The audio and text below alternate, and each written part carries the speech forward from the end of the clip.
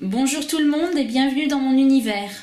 Alors je viens de regarder la vidéo de Hugues de Saint-Cide, de la chaîne Saint-Cide, et il a fait un hashtag 10 questions pour un tarot tubeur. Et j'avais envie de la faire également. Donc on va commencer par la première question. Quand et pourquoi as-tu créé ta chaîne YouTube ? Alors je me suis mise au tarot et au tirage des oracles en juillet 2020. J'ai commencé par suivre une formation avec Ethan Moore qui avait créé le Petit Mort et j'ai trouvé ça très intéressant. Et ensuite, j'ai commencé à regarder plusieurs chaînes, d'abord de guidance, de présentation d'oracles. Et j'ai décidé de créer ma chaîne en novembre 2020, mais j'ai pas mis ma première vidéo en ligne parce que j'ai eu besoin que ça prenne du temps pour savoir ce que je voulais exactement pour ma chaîne et pour savoir ce que je voulais présenter. Et donc j'osais pas vraiment me lancer et je me suis lancée donc il y a 2 mois, en septembre 2023. Et donc la deuxième question, qu'est-ce que je veux apporter aux personnes qui me suivent ? Alors moi mon but ce n'est pas de faire une énième présentation de jeu parce qu'il y a des chaînes qui le font très bien. Moi j'essaye d'apporter une autre vision des jeux. C'est la raison pour laquelle je prépare mes vidéos pour vous donner la signification des cartes, pour que vous n'ayez pas besoin forcément d'aller dans le livret.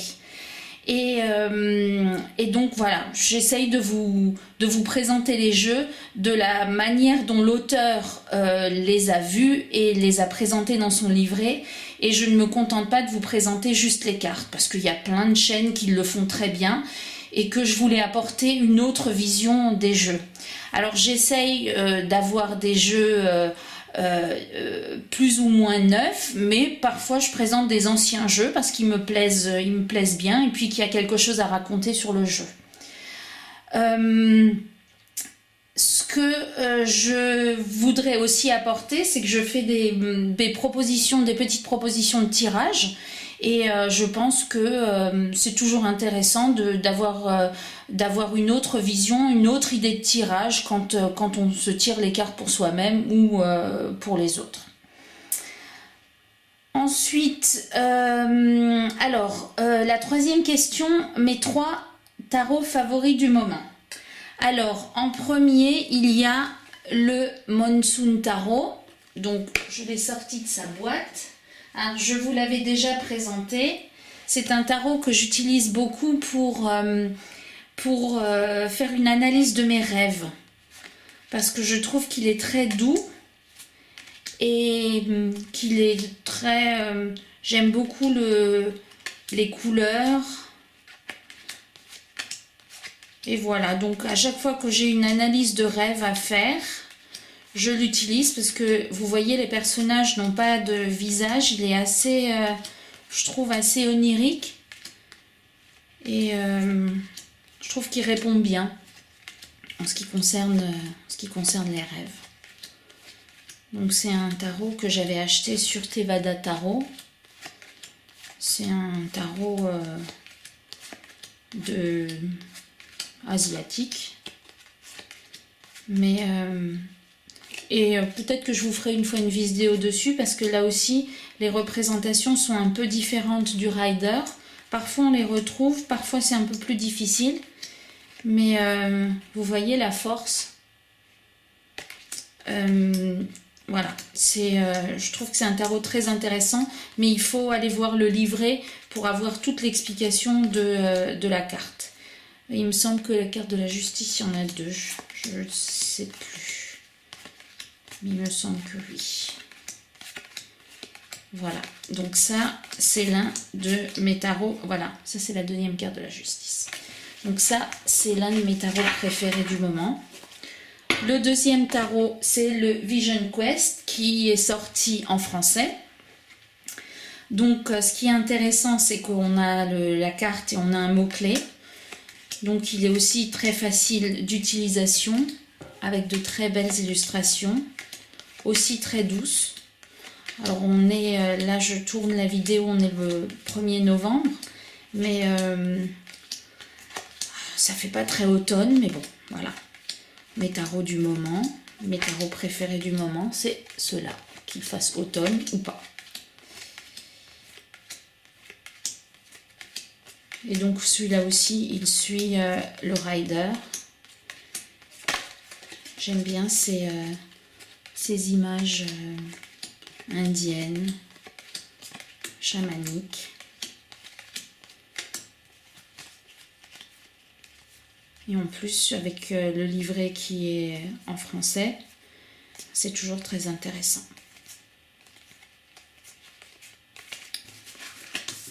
Voilà pour le deuxième. Et le troisième, c'est le Heartscape Tarot. Donc c'est un tarot qui se présente en long. Ça fait plusieurs années que je l'ai. Et je le trouve très poétique. Il est en rupture de stock, il me semble maintenant, sur Tevada Tarot.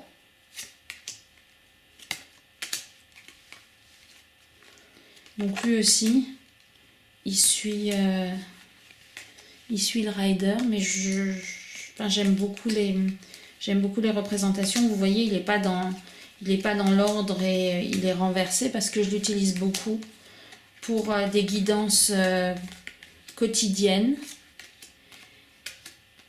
Et je fais toujours un petit tirage qui représente l'énergie actuelle, le blocage, le conseil.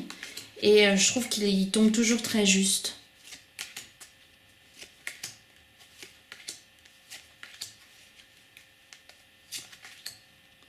Voilà, j'ai été séduite par les illustrations.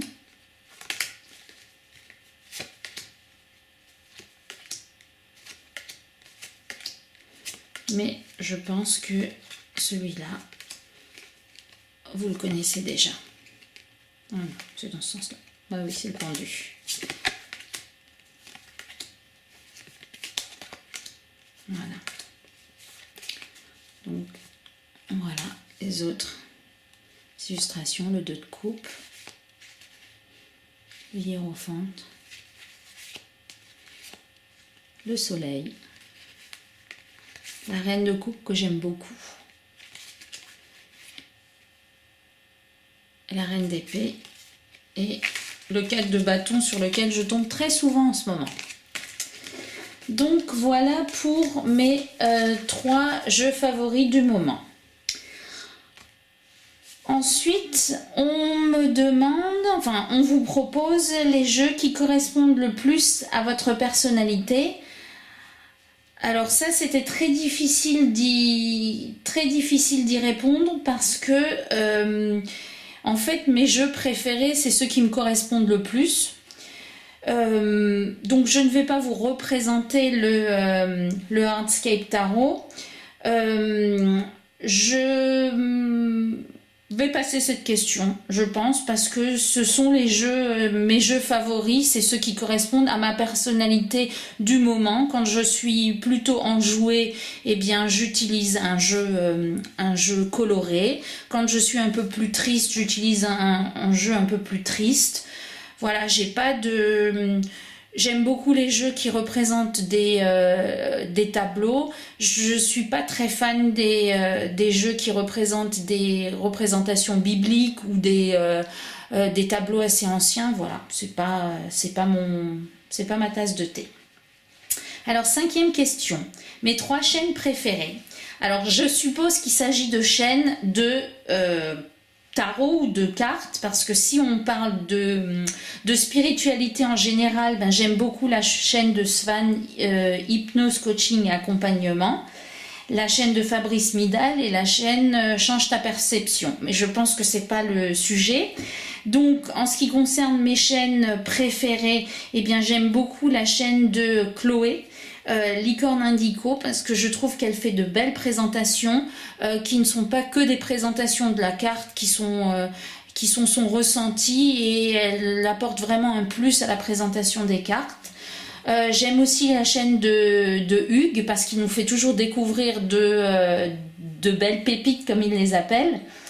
Et j'aime beaucoup la chaîne de Bluebird parce que, donc Annabelle de Bluebird, parce qu'elle nous présente, toujours des jeux en profondeur avec des explications carte par carte.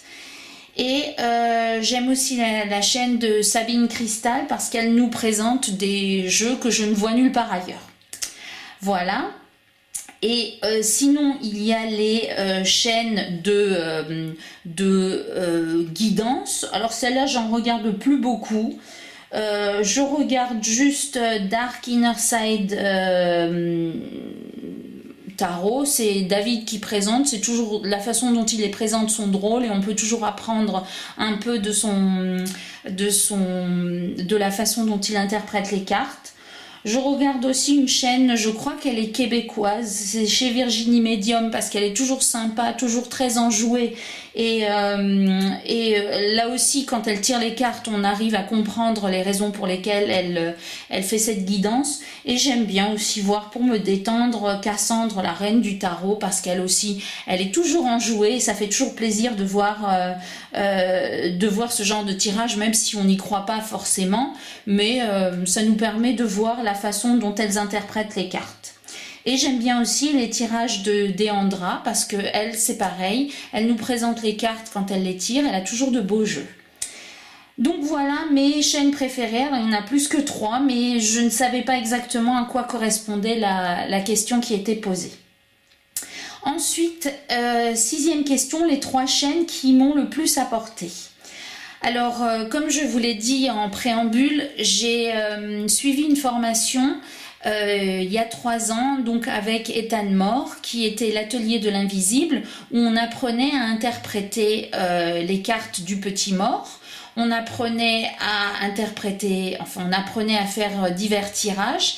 Et à la suite de ça, j'ai suivi la formation de Célia Mélesville en ce qui concerne le petit Lenormand et le tarot, les majeurs et les mineurs. Donc ça aussi, ça m'a beaucoup apporté. C'est pas la chaîne en tant que telle qui me l'a apporté, c'est parce que j'ai suivi ces formations.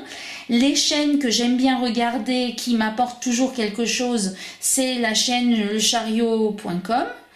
Je crois que c'est lechariot.com. En tout cas, c'est la chaîne Chariot avec Sam qui fait toujours des présentations soit de jeux pour qu'on les voit un peu autrement, soit de tirages.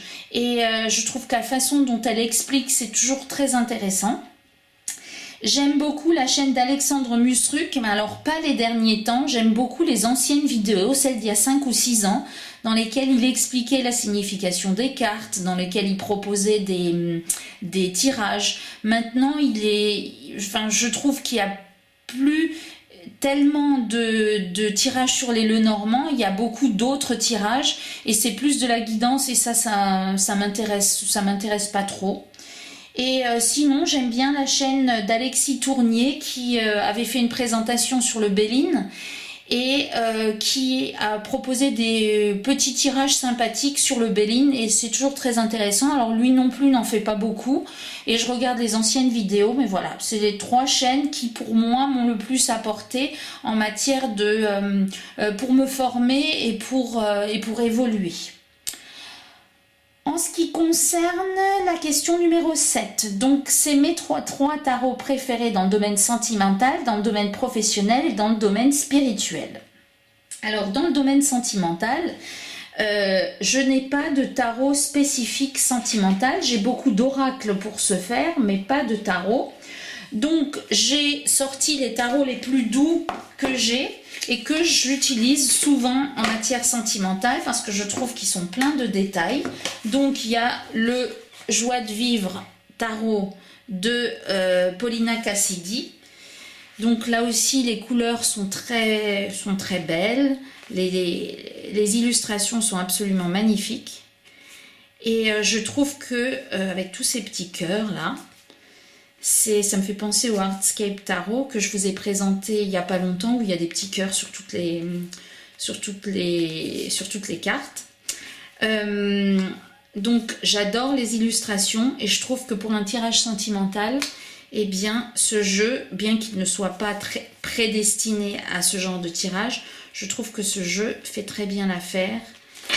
et qu'il répond très bien aux questions en matière sentimentale. Voilà.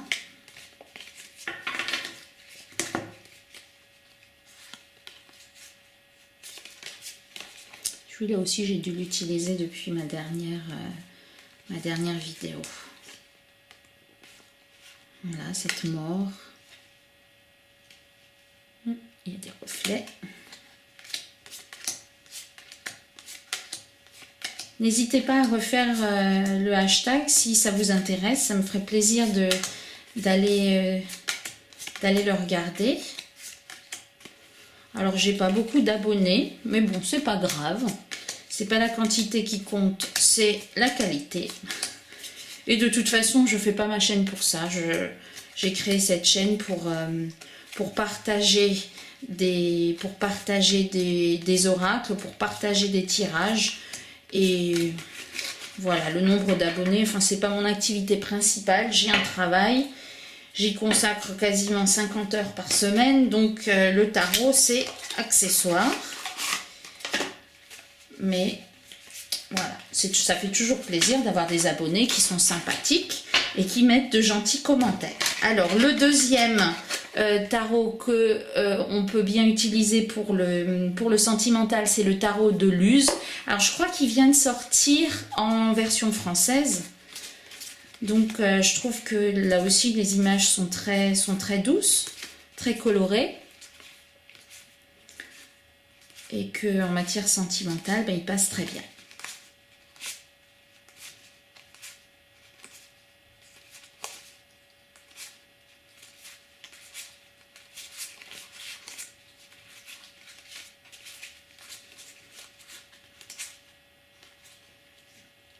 Même la tour qui est une carte difficile, je trouve que dans ce jeu, elle est toute douce, toute fleurie.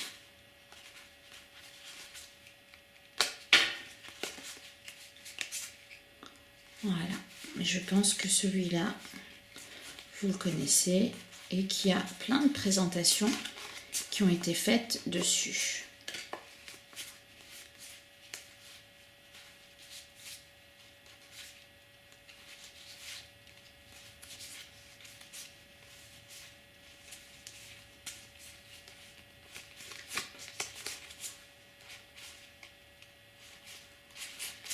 Alors, il ne suit pas forcément le rider, donc c'est bien d'aller voir le livret pour voir exactement les significations que l'auteur a voulu donner aux cartes.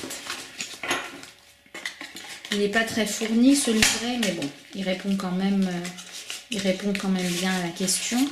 Et en plus, avec sa version française, je pense qu'il doit être encore plus intéressant.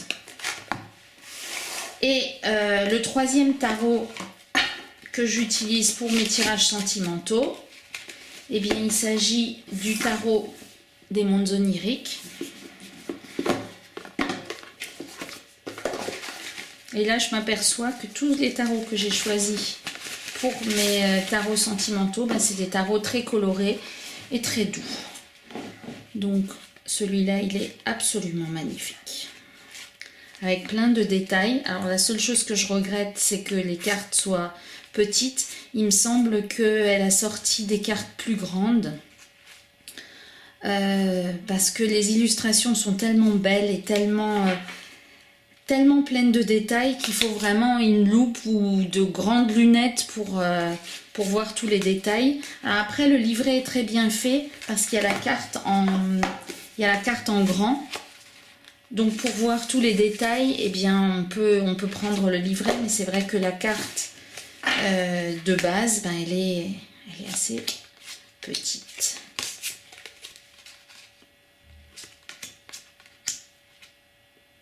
Alors celle-là, je l'adore. C'est la carte du hiérophante. Elles sont toutes pleines de détails, pleines de poésie.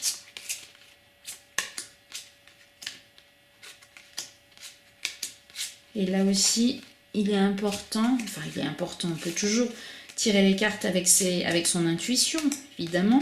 Mais moi, je pars du principe que si un auteur s'est donné la peine de faire un livret et qui s'est donné la peine de faire une représentation assez particulière de la carte, eh bien, c'est toujours bien d'aller voir dans le livret ce qu'il a voulu dire, même si on peut les interpréter avec son intuition, mais je trouve ça très intéressant d'aller voir ce que l'auteur a voulu en dire, parce que les jeux se suivent et ne se ressemblent pas, et que si c'est pour tous les interpréter de la même façon, ça ne sert à rien d'avoir plusieurs jeux.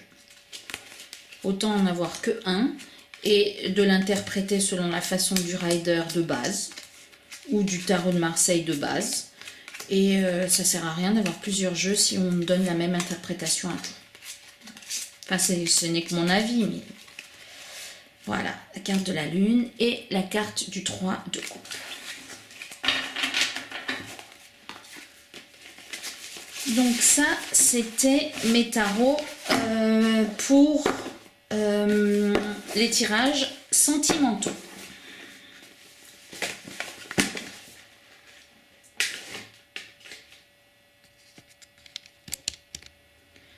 Ensuite, on passe au tarot pour les tirages professionnels. Alors, pour les tirages professionnels, je vous avouerai que je n'en fais pas beaucoup et que lorsque j'en fais, j'utilise souvent le petit mort parce que, bon, c'est un oracle, mais c'est l'oracle avec lequel j'ai commencé et c'est l'oracle avec lequel j'arrive le mieux. Donc, quand j'ai une question vraiment sérieuse et que je veux une réponse sérieuse, j'utilise le petit mort. Mais quand j'utilise un tarot, j'aime beaucoup utiliser le Dark Mansion Tarot que j'utilise aussi pour les tirages sentimentaux, mais que j'utilise plus pour les tirages professionnels. Alors je peux pas vous dire pourquoi, peut-être parce qu'il respecte plus, qu'il suit plus le rider, et que c'est plus simple pour moi de vous donner, de donner à mes consultants une interprétation par rapport au rider. Parce que les autres tarots que je vous ai montrés, ils ne le suivent pas forcément. Et je trouve qu'en matière de tirages sentimentaux, c'est pas un problème, ni en matière de tirage spirituel. Mais pour les tirages professionnels, moi je préfère qu'ils suivent le rider et qu'ils soient un peu plus carrés entre guillemets sur les interprétations.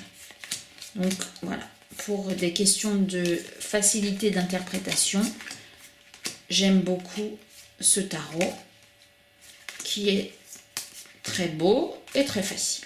Enfin très facile, oui, qui est facile. Que même pour un débutant, peut l'utiliser et je trouve que ces représentations sont vraiment conformes à celles du rider, mais en étant plus belles, parce que personnellement j'ai pas de rider de base parce que je suis pas fan des représentations, et si c'est pour avoir un tarot que je laisse dans mon armoire juste pour dire que j'ai un tarot rider de base, je vois pas l'intérêt. Donc voilà, ça c'est l'un des tarots que j'utilise pour les tirages professionnels. Ensuite, le second, c'est le Fifth Spirit Tarot. Alors là, ce que j'aime bien, c'est que c'est un tarot clair, qui ne suit pas forcément, enfin il faut un peu réfléchir pour en faire les interprétations. Mais il suit quand même le rider, mais pas dans les illustrations, mais quand on regarde un peu les cartes, on voit que l'interprétation y est. Et je trouve qu'il est contemporain et il représente des personnages de toutes sortes. Et je trouve que pour un tirage professionnel, les tarots contemporains sont quand même plus faciles. Alors je ne vous présente pas tous les tarots contemporains que j'ai, parce qu'il fallait se limiter à 3, j'en ai trouvé 4, mais bon, voilà, mais celui-là je le trouve très bien pour un tirage professionnel.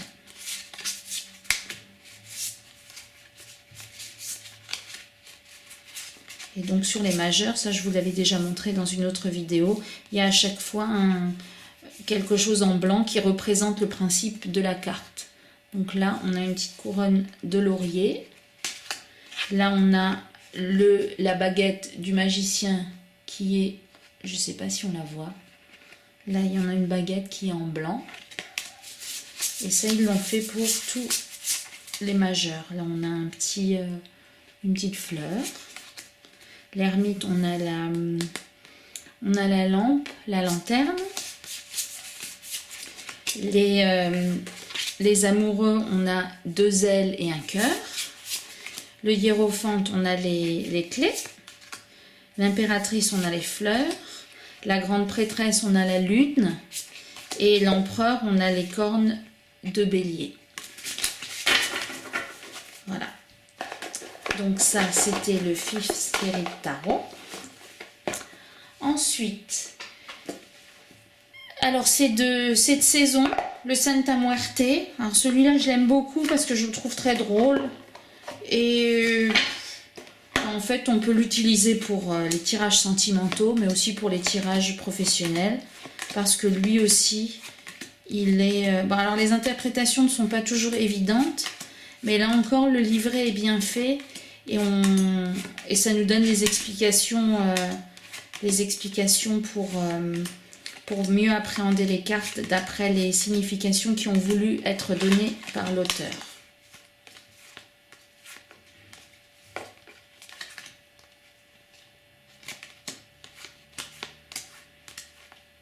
Donc celui-là aussi, vous le connaissez. On est en période d'Halloween. Mais bon, il s'utilise bien évidemment à toute période de l'année. Mais celui-là, je le trouve très juste. Et c'est l'un de mes favoris quand je fais des consultations pour les autres. Pardon. Et ensuite, je vais finir. Donc, il en avait prévu 3. Mais j'en ai mis 4. Le Light Sears Tarot. Donc, celui-là.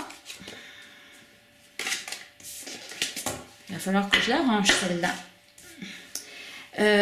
Donc le Light Sears Tarot, je trouve que lui aussi se prête à tout, à des tirages professionnels, parce que j'aime bien son caractère contemporain pour les images. Donc pour le professionnel, c'est très bien. J'aime beaucoup le fait qu'il suive le rider, et la douceur de ces images nous permet de faire un tirage sentimental. Et ensuite, si on regarde de manière plus profonde la présentation des cartes et surtout le livret, parce qu'il est très intéressant sur le shadow work dans sa présentation, parce qu'on nous permet d'aller plus loin dans les interprétations. On peut aussi l'utiliser pour un tirage spirituel. Donc, comme dirait Yéna de la chaîne Soul Shadow, pour moi, c'est un couteau suisse. Voilà, le Light Sears Tarot.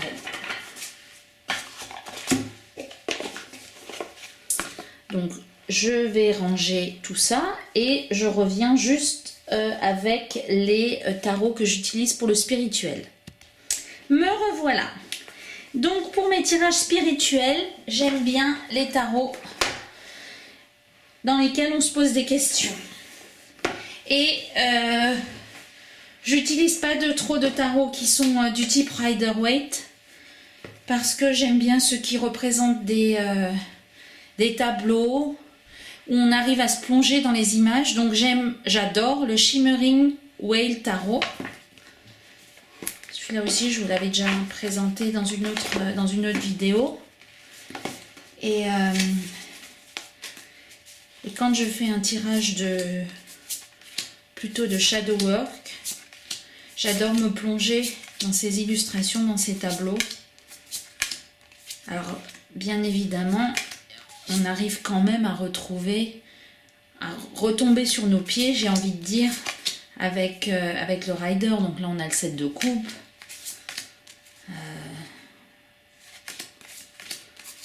On arrive quand même à retrouver des éléments du rider. Ça, c'est le diable. Mais je trouve que il nous permet d'entrer dans la carte, de suivre son intuition. Et là, par contre, pour les tirages spirituels, je trouve qu'on n'a pas tellement besoin du livret. Parce que les cartes se suffisent à elles-mêmes.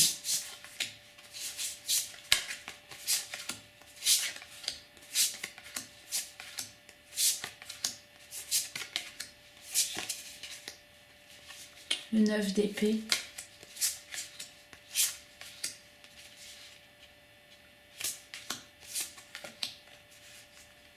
Le jugement, avec ces petites âmes là, qui montent au ciel.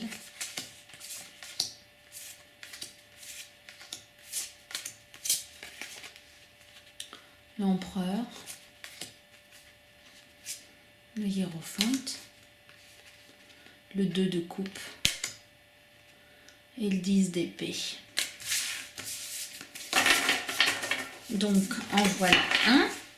Ensuite, et je crois que, alors Hugues ne l'avait pas sorti, mais il y avait quelqu'un qui avait fait une observation en disant qu'il y avait aussi le Margaret Peterson Tarot, donc c'est celui-là.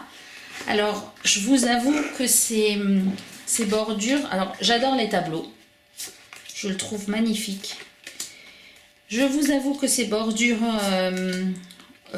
bordeaux, je les trouve très moches. Il faut le dire, j'aime pas les bordures, et quand elles sont bordeaux encore moins. Je voulais acheter l'édition anglaise avec le blanc autour. Sauf que dans son livret, parce que cette dame est allemande a priori, dans son livret, elle a créé des poèmes. Et comme je comprends l'allemand, mieux que l'anglais, j'avais envie de connaître les poèmes d'origine. Je ne voulais pas des traductions de poèmes en anglais, que j'aurais dû traduire de toute façon pour pouvoir les comprendre en français, alors que les poèmes en allemand, je les comprends. Donc, j'ai dû faire un choix cornélien entre la présentation des lames et le livret et la signification des lames.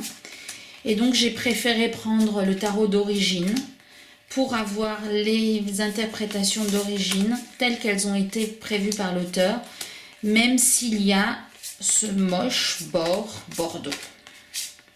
Après, je pourrais les couper si je voulais, mais je trouve ça quand même intéressant.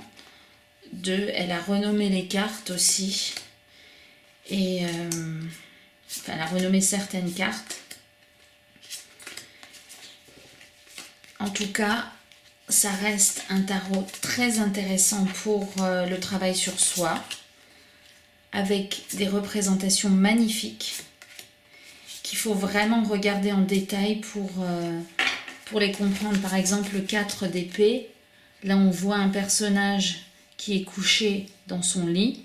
En fait, on voit deux personnages. On voit un personnage qui est couché sur le lit et qui a les yeux ouverts, et un personnage qui est sous le lit, comme s'il rêvait et qui a les yeux fermés.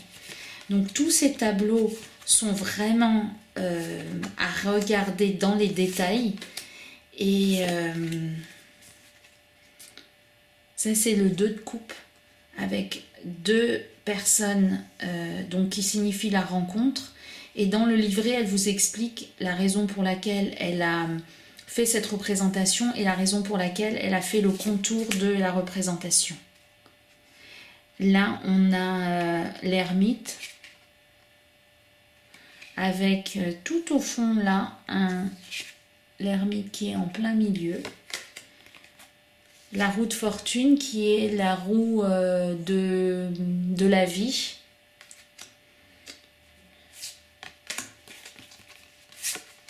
Voilà.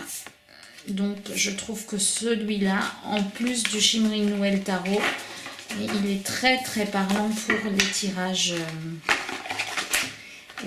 spirituels. Ensuite, j'ai le tarot de la sagesse des sorcières. Alors celui-là aussi, il est un peu particulier. J'aime beaucoup l'utiliser pour le shadow work. Parce que déjà, je trouve que ces illustrations sont magnifiques. Là aussi, on peut suivre son intuition. On peut également retrouver dans le livre de magnifiques explications sur les raisons pour lesquelles ça a été représenté de la façon dont c'est représenté. Et surtout, le fait que les lames aient été inversées.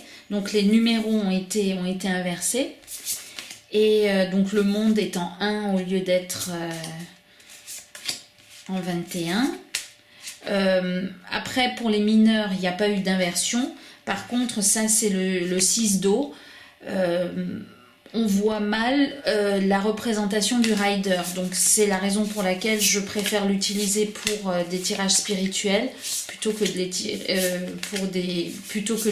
pour des tirages plutôt concrets, professionnels ou amoureux, parce qu'on n'a pas toujours la réponse. La réponse n'est pas si simple. Voilà. Et le dernier que j'utilise pour mes tirages spirituels, c'est le Folarcos Tarot. Alors là encore, ce sont de magnifiques tableaux. Et celui-là est quasiment incompréhensible si on se reporte au rider. Il n'a absolument rien à voir avec le rider, mais je trouve qu'il est absolument magnifique. Donc là c'est pareil, quand je fais des tirages, je ne fais pas de tirages ni sentimentaux ni professionnels avec ce genre de tarot. Quand je fais des tirages, je fais des tirages spirituels, je me laisse porter par la carte. Et si je veux approfondir la signification de la carte, eh bien je regarde dans le livret la raison pour laquelle l'auteur a voulu dessiner ou présenter la carte de la façon dont il l'a présentée. Donc voilà, celui-là est assez compliqué. Mais il est très beau. Ça c'est la carte des amoureux.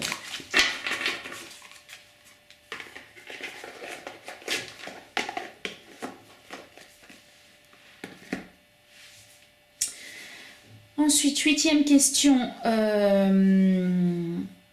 Comment je considère la communauté tarot? Alors pour l'instant, j'ai 42 abonnés. Ma communauté est très sympathique, très agréable, toujours dans la bienveillance. J'avais hésité au début à laisser les commentaires parce que j'avais pas envie de m'embêter entre guillemets avec des commentaires malveillants comme j'en vois sur quelques chaînes, mais généralement c'est pas sur des c'est pas sur des chaînes de présentation d'oracle, c'est plutôt sur des chaînes de guidance, et j'ai vraiment pas envie d'avoir d'énergie négative et de gens qui sont tout le temps dans la critique alors qu'on propose quelque chose pour les autres, et que c'est pas dans un but vénal. Je veux pas d'argent, je demande rien, je veux juste partager les jeux et pouvoir en discuter. Donc pour moi la communauté tarot est bienveillante. Ce que je n'aime pas, et bon, pour l'instant il n'y a rien que je n'aime pas, tout le monde est gentil, tout le monde est attentionné, donc voilà, il n'y a rien que j'aime. S'agissant des projets à venir, pour l'instant je vais essayer de vous présenter des jeux, alors certains jeux qu'on n'a pas encore vus sur les chaînes, que j'ai achetés dans des pays étrangers.